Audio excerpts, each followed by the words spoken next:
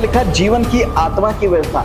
जब हम ये कहते हैं कि जीवन को ने साफ प्रभु यीशु मसीह है, अब ध्यान दीजिएगा, जीवन प्रभु यीशु मसीह है तो प्रभु यीशु मसीह खत्म हो गया। बुद्धि की व्यवस्था है, क्या बुद्धि की व्यवस्था खत्म हो गई? अगर बुद्धि की व्यवस्था खत्म हो गई तो समझो हम किसी भी मनुष्य के पास बुद्धि नहीं है। अब सारे मनुष्य जो है बुद्धिहीन घूम रहे हैं।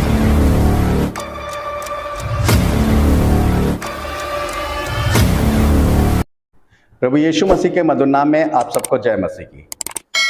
प्रभु आप सबको बताए से आशीष दे, आमीन। हम बात कर रहे हैं प्रकाशित वाक्य की पुस्तक के बारे में। प्रकाशित वाक्य के इस श्रृंखला में आप सबका स्वागत है। प्रकाशित वाक्य के 7 खंड है, जिसमें से हम दूसरे खंड की बात कर रहे हैं, 7 कलीसियाओं के नाम पत्र। हम सीख रहे हैं प्रकाशित वाक्य 1 अध्याय उसके 10वें पद के बारे में। जी हाँ, हम 10वें पद के बारे में पहले हम इस पद को पढ़ लेते हैं। यहाँ लिखा है, मैं प्रभु के दिन आत्मा में आ गया और अपने पीछे तुरही का सा बड़ा शब्द ये कहते सुना है। जी हाँ, हम बात कर रहे हैं प्रभु के दिन के बारे में।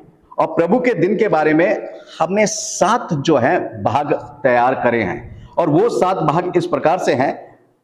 पहला भाग है प्रभु का दिन कौन सा है, दूसरा है क्या व्यवस्था खत्म हो गई, तीसरा है व्यवस्था कितनी है, चौथा है परमेश्वर की व्यवस्था कौन सी है, पांचवा है 10 आज्ञाओं की विशेषता, छठा है 2 आज्ञाएं परमेश्वर की व्यवस्था का आधार है, सातवां है चौथी आज्ञा की विशेषता। ठीक है, ये 7 जो भाग है प्रभु के दिन के विषय में हमने बनाए हैं, और जिसमें से हम 2 भागों के बारे में बात कर चुके हैं। पहला प्रभु का दिन कौन सा है, और दूसरा क्या व्यवस्था खत्म हो गई। आज हम सीखेंगे व्यवस्था कितनी है। जी हाँ, आज हम सीखेंगे कि व्यवस्था जो है कितनी है। अगर आप उत्पत्ति से लेकर प्रकाशित वाक्य तक की पुस्तक को पढ़ेंगे, पुराने नियम को भी और नए नियम को भी आप पढ़ेंगे, तो वहां पर 2 व्यवस्थाओं के बारे में बहुत चर्चा है। एक है परमेश्वर की व्यवस्था और एक है मूसा की व्यवस्था के बारे में। इन 2 व्यवस्थाओं के बारे में बहुत है, परंतु हम सीखेंगे और कितनी व्यवस्थाएं, इनके अलावा और कितनी व्यवस्थाएं हैं और कौन कौन सी व्यवस्थाएं हैं। देखिए, पिछले संदेश में हमने सीखा कि प्रभु यीशु मसीह ने व्यवस्था खत्म नहीं करी, बल्कि विधियां खत्म करी। परंतु आज के इस संदेश में हम सीखेंगे कि व्यवस्थाएं कितनी हैं और कौन कौन सी व्यवस्थाएं खत्म हो चुकी हैं। जी हाँ, हम परमेश्वर के वचन में पढ़ेंगे। जब आप पढ़ेंगे, जब परमेश्वर की व्यवस्था के बारे में पढ़ेंगे, तो नए नियम से मैं बताना चाहता हूं। खासतौर से बहुत से लोग नए नियम से जानने की कोशिश करते हैं। रोमियो 7 उसका 22 पद और 25 पद, और मूसा की व्यवस्था के बारे में पढ़ेंगे तो 1 कुरिन्थियों 9:9 और इब्रानियों 10:28 को। अब हम पढ़ेंगे कि व्यवस्थाएं कितनी है। पहले हम इसको गिन लेंगे। मैं रेफरेंस नहीं पढ़ूंगा, बस व्यवस्था का जो नाम है वो पढ़ूंगा। रेफरेंस दूंगा आपको, मतलब पद पूरा नहीं पढ़ूंगा, आपको रेफरेंस दूंगा, और उसमें मैं आपको ये बताऊंगा कि वहां पर कौन सी व्यवस्था है। आप नोट करते रहिएगा। गिनती की पुस्तक 5 अध्याय उसके 29 पद में लिखा है जलन की व्यवस्था। देखिए, वहां पर जलन की व्यवस्था है, परमेश्वर ने दी है।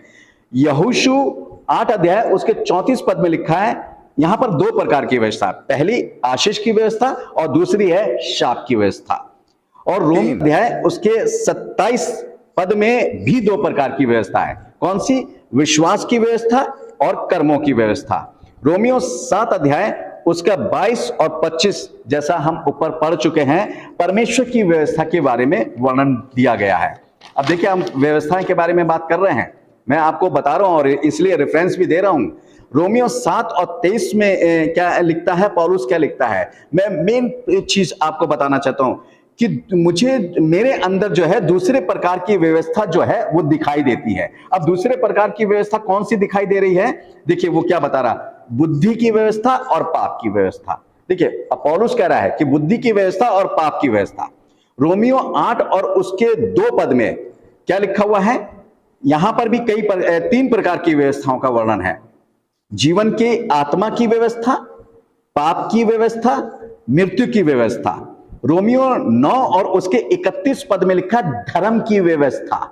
ठीक है, 1 कुरिन्थियों 9:9 में लिखा है मूसा की व्यवस्था, और इब्रानियों 10:28 में भी, जो हम पहले आपको बता चुके हैं। इब्रानियों 7:16 में लिखा है शारीरिक आज्ञा की व्यवस्था। ठीक है, याकूब 2:8 में लिखा है राज व्यवस्था। ठीक है, हम राज व्यवस्था को पूरी करते हैं कैसे। ठीक है, फिर याकूब 2 में एक और व्यवस्था दी है, स्वतंत्रता की व्यवस्था। अब यहां पर जो है कई जब मैंने इन पदों को आपको बताया था तो इन पदों में कई बार दो बार जो है बहुत सी व्यवस्थाओं का नाम दिया गया है, परंतु यहां लगभग जो है 15 प्रकार की जो व्यवस्थाएं हैं, 15 प्रकार की व्यवस्थाएं हैं। अब हम ये कहते हैं कि व्यवस्थाएं खत्म हो गई, बिल्कुल सही बात है, मगर कौन सी व्यवस्था है मेरे भाई? यहां तो 15 प्रकार की व्यवस्थाओं का वर्णन है और परमेश्वर का वचन कह रहा है, और मैं आपको रेफरेंस दिए हैं, इसलिए बाइबल से आपको पद दिए हैं, आप उन पदों में पढ़ सकते हैं जिनका वर्णन किया गया है। अब कौन सी व्यवस्थाएं जो हैं वो खत्म हो चुकी हैं और कौन सी व्यवस्थाएं खत्म नहीं हुई हैं, पहले हम देखेंगे कि कौन सी व्यवस्थाएं खत्म हो गई है। चलिए हम पढ़ते हैं गिनती 5:29, जलन की व्यवस्था। देखिए जलन की व्यवस्था क्यों खत्म हो गई? कि ये क्या परमेश्वर कहता है तुम एक दूसरे से जलन रखो, क्या तुम एक दूसरे से चिढ़ो? नहीं, ये व्यवस्था खत्म हो चुकी है, परमेश्वर कह रहा है। अब प्रभु यीशु मसीह ने ये खत्म कर दिया है कि हमें जलना नहीं है, इसलिए तो वो क्यों नहीं जलना? अब देखिए जिन्होंने उसे मार रहे हैं, जिन्होंने उसे क्रूस पे चढ़ाया, जिन्होंने उसको हाथ पैरों में कीले ठोकी, जिन्होंने उसके मुंह पे थूका, जो उसका मजाक बना रहे हैं, जो उसका तमाशा बना रहे हैं, वो उनसे जलन नहीं रखना, बल्कि क्या कह रहा है? हे प्रभु इन्हें क्षमा कर, क्योंकि ये नहीं जानते कि क्या कर रहे हैं। हमें भी, और यीशु मसीह ने जो है क्रूस पे अपनी जान देने से पहले हमें यह संदेश दिया कि अपने शत्रुओं से प्रेम करो, तो अब जलन रही कहां? तो जलन की व्यवस्था प्रभु यीशु मसीह ने खत्म कर दी, और वो कहने लगा कि ये जलन की व्यवस्था तुम्हारे अंदर दिखाई नहीं देनी चाहिए। जोशुआ 8:34, शाप की व्यवस्था। यानी शाप की व्यवस्था क्या है? कि जितने प्रकार का श्राप था हमारे ऊपर, वो श्राप सब प्रभु यीशु मसीह ने अपने ऊपर ले लिया और हमें श्राप से मुक्त कर दिया है। अब हम श्राप से स्वतंत्र हो चुके हैं, तो इसलिए अब हम श्रापित नहीं है। अब क्योंकि श्राप किसने ले लिया? प्रभु यीशु मसीह ने ले लिया है। क्योंकि हम पाप की व्यवस्था क्या था? पाप का दंड क्या है? मृत्यु है, और उस मृत्यु को यीशु मसीह ने ले लिया और श्राप को यीशु मसीह ने ले लिया, तो श्राप की व्यवस्था जो है वो खत्म हो चुकी है। फिर है रोमियो 8:2 पद, यहां पर लिखा है पाप की व्यवस्था और मृत्यु की व्यवस्था। दो प्रकार की व्यवस्था है, पाप की व्यवस्था और मृत्यु की। देखिए ये दोनों में जो व्यवस्थाएं खत्म हो चुकी हैं। पाप की व्यवस्था, क्योंकि प्रभु यीशु मसीह दुनिया में क्यों आया? पाप के लिए आया, और पाप के लिए उसने हमारी जान दी ताकि हम पाप से स्वतंत्र हो जाएं, हम पाप से मुक्त हो जाएं और पवित्र बने, ताकि हम परमेश्वर की उपस्थिति में रहें, ताकि हम परमेश्वर की उपस्थिति में चलें, ताकि हम परमेश्वर की नजदीकी में बने रहें, ताकि हम परमेश्वर के राज के वारिस बने, परमेश्वर के राज की संतान कहलाए जाए। इसलिए ये पाप की व्यवस्था यीशु मसीह ने सारे पाप अपने ऊपर ले लिए। क्या लिखा है? यूहन्ना 1 उसका 29 पद पढ़ेंगे। यूहन्ना क्या कहता है? देखो यह है परमेश्वर का मेमना जो संसार के पापों को उठाए लिए जाता है। उसने अपने संसार के सारे जितने भी मनुष्य हैं सबके पापों को उठाकर क्या करा? अपनी पीठ के पीछे, क्रूस के पीछे जो है वो फेंक दिया है। यानी हमें पाप की व्यवस्था क्या है? खत्म हो गई। कि पाप की व्यवस्था क्या थी? उसका कानून क्या था? अरे ऐसे चोरी करना, रात में चोरी करो। पाप की व्यवस्था क्या? रात में चोरी करो, कोई देख ना ले, सुनसान इलाका हो, उसको लूट लो, पकड़ लो। ये कानून होते हैं इसके। ऐसी बहुत सी चीजें। मृत्यु की व्यवस्था, अब मृत्यु की व्यवस्था तो खत्म कर दी। पौलुस भी कहता है ना, जब आप 1 कोरिन्थियों 15 उसका 54-55 पद पढ़ेंगे तो वहां लिखा है, मृत्यु तेरी जय कहां रही? वो मृत्यु, कौन सी मृत्यु को? जो मृत्यु अदन की वाटिका में आदम के जीवन में प्रवेश कर चुकी थी और आदम के द्वारा सारे मनुष्यों में फैल गई थी, उस मृत्यु को यीशु मसीह ने अपने ऊपर लेकर हमेशा के लिए खत्म कर दिया। यानी मृत्यु की व्यवस्था क्या हो गई? खत्म हो गई। अब मृत्यु की कोई वैल्यू नहीं रही है। तो ये जो व्यवस्थाएं हैं जो मैं आपको बता रहा हूं, ये खत्म हो चुकी है। दूसरा है यहां पर इब्रानियों 7 और उसका 16वां पद है, शारीरिक आज्ञा की व्यवस्था जो है, शारीरिक आज्ञा की व्यवस्था क्या है? खत्म हो गई। अब शारीरिक आज्ञा की व्यवस्था क्या थी? शरीर के काम क्या थे? जब गलातियों 5 और उसका 19 से 21 पद तक पढ़ेंगे तो वहां पर कई प्रकार के पाप हैं, शरीर के काम गिनाए गए हैं। व्यभिचार, चोरी, जलन, ईर्ष्या, घृणा, लोभ, ये वो सारी चीजें जो हैं वो उसमें बताई गई हैं। ये सारे काम जो शारीरिक व्यवस्था के अनुसार थे, यानी शारीरिक व्यवस्था के काम थे, ये सब खत्म हो गए। अब इनका खत्म होने का मतलब है कि ये व्यवस्था खत्म हो गई। अब ये 5 प्रकार की जो व्यवस्था हैं ये खत्म हो चुकी हैं और यीशु मसीह ने इसको खत्म कर दिया और हम खुशी खुशी कहते हैं हाँ, यीशु मसीह ने ये 5 प्रकार की व्यवस्थाएं खत्म कर दी हैं। अब इनका हमारे जीवन से कोई लेना देना नहीं है, और अगर लेना देना है और ये व्यवस्थाएं हमारे जीवन में दिखाई देती हैं तो इसका मतलब हमने प्रभु यीशु मसीह के क्रूस को व्यर्थ ठहरा दिया। क्योंकि पौलुस पहला कुरिन्थियों 1 अध्याय उसके 18वें पद में क्या कहता है कि क्रूस की कथा नाश होने वालों के लिए व्यर्थ है, परंतु हमारे प्रभु यीशु मसीह में क्या है, सामर्थ है, उसकी सामर्थ है, परमेश्वर का वचन कहता है। तो क्रूस की कथा को हमने व्यर्थ ठहरा दिया अगर ये 5 प्रकार की व्यवस्थाओं में हम बंधे हुए हैं या दिखाई दे रही हैं। आप ये तो देखिए कि व्यवस्था, आप कह रहे हैं व्यवस्था तो खत्म हो गई, मगर हमारे जीवन में ये व्यवस्थाएं खत्म हुई या नहीं हुई है, और नहीं हुई है तो आप किस व्यवस्था का पालन कर रहे हैं। तो सोच लीजिए कि अगर हम किस व्यवस्था का पालन कर रहे हैं और कैसे परमेश्वर के राज के वारिस हो सकते हैं। अब जो व्यवस्थाएं खत्म नहीं हुई हैं उसके बारे में हम बात करेंगे। कौन सी? सबसे पहली बात करेंगे परमेश्वर की व्यवस्था। देखिए रोमियो 7:22 और 25 में हमने कहा था ये परमेश्वर की व्यवस्था है। ये परमेश्वर की व्यवस्था कौन सी व्यवस्था है, इसको हम अभी नहीं, आगे आने वाले संदेश में देखेंगे परमेश्वर की व्यवस्था के बारे में। दूसरा है मूसा की व्यवस्था, पहला कुरिन्थियों 9:9 और इब्रानियों 10:28 में है। देखिए मूसा की व्यवस्था क्या है। मूसा की व्यवस्था आज भी इजरायली और यहूदी लोग उसका पालन करते हैं, मगर मूसा की व्यवस्था में क्या चीजें खत्म हुई थी। देखिए हमने बात करी थी, पिछले संदेश में बात करा था कि मूसा की व्यवस्था में प्रभु यीशु मसीह ने जो विधियां थी, विधियों में जो बलिदान हुआ करते थे वो खत्म हो गई, वो विधियां खत्म हो गई। प्रभु यीशु मसीह ने उन विधियों को, उन व्यवस्था को जिसमें बलिदान हुआ करते थे, यीशु मसीह के बलिदान के बाद वो सारी चीजें खत्म हो गई हैं। ये जो चीज है, और ये जो अब कर रहे हैं, चाहे यहूदी हो, चाहे इजरायली हो, चाहे कोई भी व्यक्ति क्यों ना हो, अगर वो बलिदान कर रहा है तो वो गलत कर रहा है, क्योंकि वो खत्म हो चुका है। और फिर है यहोशू 8 अध्याय उसके 34 पद में आशीष की व्यवस्था जो है वो खत्म नहीं हुई है। देखिए आशीष की व्यवस्था जो है वो खत्म नहीं हुई है, मगर ध्यान दीजिएगा कि ये आशीष है कहां, ये आशीष किन किन बातों में है, इसको ढूंढे जरा, क्योंकि परमेश्वर की आशीषें कभी खत्म नहीं होती हैं। परमेश्वर की आशीष जो है वो आशीषों का भंडार है उसके पास। ये आशीष की व्यवस्था जो है वो आज भी है। क्या परमेश्वर की आशीष मेरे पास है? देखिए धन दौलत अगर आपके पास है और बहुत फैसिलिटी है, अच्छा घर है, नौकर चाकर है, ये परमेश्वर की आशीषें नहीं होती हैं। ये तो अन्यजातियों के पास भी हैं और वो हमसे ज्यादा है उनके पास, तो हम ये समझे कि परमेश्वर की आशीष है उनके पास। अगर आप धन दौलत को परमेश्वर की आशीष समझते हैं तो ये गलत है। परमेश्वर की आशीष है परमेश्वर की आत्मा जो हमें मिलती है, बुद्धि, समझ, शांति और उसका धैर्य, और परमेश्वर की सुरक्षा, परमेश्वर की रक्षा, परमेश्वर का न्याय जो हमारे जीवन, ये है परमेश्वर की आशीष है जो हमें प्राप्त होती है। परमेश्वर हमें तैयार करता है अपने राज के लिए, ये परमेश्वर की आशीष है।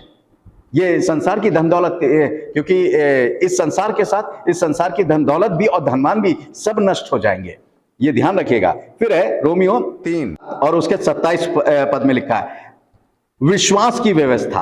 अब ये जो है विश्वास की व्यवस्था जो है वो क्या खत्म हो गई। अब यहां पर एक और है कर्मों की व्यवस्था। यहां दो व्यवस्था है, विश्वास की व्यवस्था और कर्मों की व्यवस्था। अब मुझे बताइए क्या विश्वास की व्यवस्था खत्म हो गई? अब आप कहो कि नहीं साहब व्यवस्था तो खत्म हो गई, हम तो व्यवस्था का पालन नहीं करेंगे। तो यहां पर विश्वास की व्यवस्था है। अब विश्वास की व्यवस्था का नियम और कानून क्या है ये हमें पता होना चाहिए कि कौन से नियम कौन से कानून होना चाहिए। मगर इनके सबके बारे में अगर मैं आपको बताने लगूं ना तो मेरे ख्याल से महीनों इसी में निकल जाएगा। मैं इसलिए आपको वो चीजें, बहुत रियल चीजें बता रहा हूं जिसको आप समझने की कोशिश करें कि व्यवस्था खत्म होने का मतलब क्या होता है। हर एक चीज की व्यवस्था, जैसे मैंने उदाहरण दिया था कि हर एक चीज की व्यवस्था है, चाहे आपके रोड पे चल रहे हो, चाहे हवाई जहाज में चल रहे हो, चाहे ट्रेन में चल रहे हो, चाहे बस में, चाहे साइकिल से चल रहे हो, चाहे कुछ भी कार्य कर रहे हो देश में जहां पर भी रह रहे हैं, हर एक चीज की व्यवस्था। बिजली की व्यवस्था है, पानी की व्यवस्था जो आपके घर में आता है, सरकारी टंकी की व्यवस्था है, सरकारी बिजली की व्यवस्था है। आप चोरी करके देख लीजिए, व्यवस्था के अंतर्गत आपको क्या होगा, ना आपको जेल हो जाए तो कह दीजिएगा। तो हर एक प्रकार की यहां पर भी विश्वास की व्यवस्था। विश्वास की व्यवस्था है क्या? विश्वास है क्या? हमें यही नहीं पता विश्वास क्या है। विश्वास की व्यवस्था के प्रभु ने कौन कौन से कानून बनाए, कौन कौन से नियम बनाए हैं, ये नहीं पता। मगर कहते हैं बस व्यवस्था खत्म हो गई। व्यवस्था खत्म होने का मतलब आपने सब कुछ खत्म कर दिया? नहीं, सब कुछ खत्म नहीं हुआ है। अब फिर यहां पर है दूसरी बात है कर्मों की व्यवस्था। अब कर्मों की व्यवस्था की जब हम बात करते हैं, आप पढ़ेंगे जब सबोपदेशक 9 अध्याय और उसका 10 पद है, मैं यहां पढ़ देना चाहता हूं। सबोपदेशक 9 का 10 है, जो काम तुझे मिले उसे अपने शक्ति भर करना, क्योंकि अधोलोक में जहां तू जाने वाला है, ना काम, ना युक्ति, ना ज्ञान और ना बुद्धि है। अब मुझे एक बात बताइए कि जो काम हमें मिले हैं, अब जो काम हमें मिले हैं, कौन से काम मिले हैं? अब यहां कर्मों की व्यवस्था है? हमें कर्म करने हैं, हमें काम करने हैं। अब जो काम हमें मिले हैं वो हमें जो है अपनी शक्ति भर पूरे करना है, क्योंकि अधोलोक में जहां हम जाने वाले हैं ये सब चीजें नहीं है, हमें इसी पृथ्वी पर रहकर पूरा करना है। अब कर्मों की व्यवस्था का तो पता ही नहीं है, मगर यहां पर क्या है, प्रकाशित वाक्य 14 का 13वां पद पढ़ना चाहूंगा, जरा ध्यान दीजिएगा। प्रकाशित वाक्य 14 का 13, फिर मैंने स्वर्ग से ये शब्द सुना, लिख, जो मृतक प्रभु में मरते हैं वे अब से धन्य हैं। आत्मा कहता है हाँ, क्योंकि वे अपने सारे परिश्रम से विश्राम पाएंगे और उनके कार्य उनके साथ हो लेते हैं। देखिए, हर एक, परमेश्वर का वचन भी कहता है ना प्रकाशित वाक्य 20 अध्याय में, हर एक के उसके कामों के अनुसार उसका प्रतिफल उसको दिया जाएगा। और यहां लिखा है कि हमारे काम हमारे साथ हो लेते हैं। इसका मतलब कर्मों की व्यवस्था है जिसका पालन हमें करना है। परमेश्वर का वचन इस बात को बताता है। अब यहां क्या लिखा हुआ है, रोमियो 7 और उसका 23 पद, बुद्धि की व्यवस्था। अब बुद्धि की व्यवस्था क्या है? अब हमें बुद्धि की व्यवस्था है, क्या बुद्धि की व्यवस्था खत्म हो गई? अगर बुद्धि की व्यवस्था खत्म हो गई तो समझो हम किसी भी मनुष्य के पास बुद्धि नहीं है। अब सारे मनुष्य जो है बुद्धिहीन घूम रहे हैं। साहब, व्यवस्था तो खत्म हो गई, अब बुद्धि की व्यवस्था तो है नहीं, बुद्धि की व्यवस्था तो खत्म हो गई, प्रभु यीशु मसीह ने क्रूस पे खत्म कर दी। अब इसका मतलब क्या है, हम जो है मूर्ख लोगों इस पृथ्वी पर घूम रहे हैं, क्योंकि बुद्धि तो है ही नहीं किसी के पास। और सही बात है, परमेश्वर की बुद्धि का होना ही जो होता है बुद्धिमान होता है। परमेश्वर का भय मानना बुद्धि का आरंभ है, परमेश्वर का वचन कहता है। रोमियो 8 और उसके 2 पद में लिखा है, जीवन की आत्मा की व्यवस्था। अब यहां पर लिखा है जीवन की आत्मा की व्यवस्था।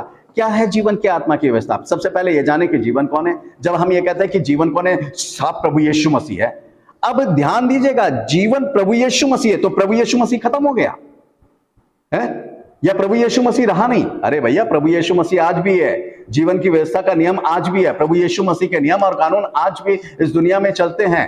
वो जीवन की आत्मा की जो है वो व्यवस्था खत्म नहीं हुई, और हमारा जीवन जो है प्रभु यीशु मसीह है। ध्यान दीजिए, क्या क्या बोल रहे हैं हम, किसके बारे में बोल रहे हैं? क्या कुछ भी बिना सोचे समझे बोलने लगते हैं। बहुत से लोग बिना सोचे समझे हम पढ़ने लगते हैं, बिना सोचे समझे हम परमेश्वर के वचन को एक्सप्लेन कर लेते हैं, बिना सोचे समझे। पहले उसके बारे में जान लीजिए, स्टडी कीजिए, परमेश्वर का वचन क्या कहता है। परमेश्वर ने हर एक को बुद्धि दी है, और जब बुद्धि दी है तो उस बुद्धि और समझ की आत्मा के साथ, जो मैं पहले बता चुका हूं कि बुद्धि और समझ की आत्मा के साथ उसको सीखें कि परमेश्वर का वचन क्या कह रहा है। बिना सीखे हम ऐसे ही बोल देते हैं, वो चीज गलत है। और बहुत से लोग सीखने के बाद बोल देते हैं। जैसे मैंने पिछले संदेशों में कहा था कि साहब हमने पीएचडी करी है, हमने तो बाइबल को 5 बार पढ़ लिया है, 10 बार पढ़ लिया है, हमने 50 बार पढ़ लिया है, हमने तो थियोलॉजी करी है। अरे भैया, आपने थियोलॉजी करी हो या पीएचडी करी हो, अगर आप ये कह रहे हैं कि ये चीजें खत्म हो चुकी है, तो काय की थियोलॉजी, काय की पीएचडी करी हुई है आपने? किस बात में करी है आपने? संसारिक क्रिटिसाइज में या परमेश्वर के वचन को क्रिटिसाइज करने के लिए करी है आपने? बिल्कुल सही बात है कि आपने कोई भी बाइबल के अंदर थियोलॉजी नहीं करी, पीएचडी नहीं करी। अगर पीएचडी करी होती तो ये बातें नहीं करते कि ये चीजें खत्म हो चुकी हैं। इस चीज को सीखे, जरा जाने परमेश्वर का वचन क्या कहता है। फिर कहता है रोमियो 9 के 31 में, धर्म की व्यवस्था। अब धर्म की व्यवस्था क्या है? धर्म की व्यवस्था खत्म हो गई। अगर धर्म की व्यवस्था खत्म हो गई होती तो यीशु मसीह मत्ती 6 अध्याय उसके 33 पद में ये नहीं कहता कि सबसे पहले उसके धर्म, उसके राज की खोज करो। वो संसारिक वस्तु को के पीछे जाने के लिए नहीं कहता है, संसारिक वस्तु को पाने के लिए नहीं कहता है, संसारिक वस्तु की खोज करने के लिए नहीं कहता है। कहता है उसके धर्म और उसके राज की खोज करो। उसके धर्म, उसके राज की खोज करने की अपनी एक व्यवस्था है, अपना एक कानून है, कैसे करनी है, किस तरीके से करनी है। अगर आप नहीं करेंगे तो इसका मतलब आप नहीं कर रहे हैं उसके धर्म, उसके राज की खोज। कहता है ये संसारिक वस्तु तो मैं तुम्हें यूं ही दे दूंगा, सब कुछ है, परमेश्वर का वचन कहता है। फिर है याकूब 2:8 में, राज व्यवस्था को पूरी करते हो। कौन सी राज व्यवस्था? परमेश्वर के राज की। आप परमेश्वर के राज में हम जाने वाले हैं, परमेश्वर के राज में। भैया, पहले परमेश्वर के राज का जो है, हम किस देश में रहते हैं? हम भारत देश में रहते हैं। भारत देश के कानून हमें पता होना चाहिए कि उसका कानून का उल्लंघन करने से हमें क्या सजा हो सकती है। अब अगर हम किसी दूसरे देश में जा रहे हैं, अमेरिका में जा रहे हैं, इंग्लैंड में जा रहे हैं, कनाडा में जा रहे हैं, कहीं जा रहे हैं, तो हमें वहां के कानून के बारे में पता होना चाहिए ना। अगर वहां के कानून के बारे में नहीं पता है और हमने कोई कानून तोड़ दिया तो सीधे जेल के अंदर। तो भैया, परमेश्वर के राज में जाने की खुशी तो प्रकट कर रहे हैं, मगर परमेश्वर के राज के कानून नहीं पता है कि वहां पर करना क्या है, वहां पर होगा क्या। साहब, बस परमेश्वर के राज में जा रहे हैं, पहले तो तैयारी कर लीजिए। परमेश्वर के राज में जाने से पहले पहला कानून है उसकी तैयारी करना, अपनी तैयारी करना है। हम अपने आप को तैयार करें परमेश्वर के राज्य में जाने के लिए, और उसके राज और उसके धर्म की खोज करें, पहले उसको प्राप्त करें। फिर है याकूब 2:12 में स्वतंत्रता की व्यवस्था। अब प्रभु यीशु मसीह ने हमारे ऊपर कोई बोझ नहीं डाला है, कोई बंधन नहीं डाला है, हमें स्वतंत्र किया है हर बात में, कि हम स्वतंत्र हैं। हम चुनाव भी करें, प्रभु यीशु मसीह का भी अगर हम चुनाव करें तो प्रभु यीशु मसीह ने हमें स्वतंत्रता प्रदान करी है, हमें बुद्धि दी है, समझ दी है उसने। मगर हम क्या करते हैं, इस स्वतंत्रता का नाजायज फायदा उठाते हैं प्रभु की। और क्या लिखा है, मैं यहां पद पढ़ाना चाहूंगा, गलातियों 5 अध्याय उसका पहला पद पढ़ूंगा, फिर 13वां पद पढ़ूंगा। यहां लिखा है, मसीह ने स्वतंत्रता के लिए हमें स्वतंत्र किया है, अतः इसी में स्थिर रहो और दासों के जुए में फिर ना जुटो। देखिए यहां क्या लिखा है, मसीह ने हमें स्वतंत्रता के लिए स्वतंत्र किया है, दासों के जुए में हम ना जुटे। दासों के जुए का मतलब यानी पाप के बोझ में फिर ना दबे, हम पाप के दास्तों में, पाप के बोझ में, जिससे यीशु मसीह ने हमें निकाल लिया है। अब हम स्वतंत्र हो चुके हैं उस बोझ से।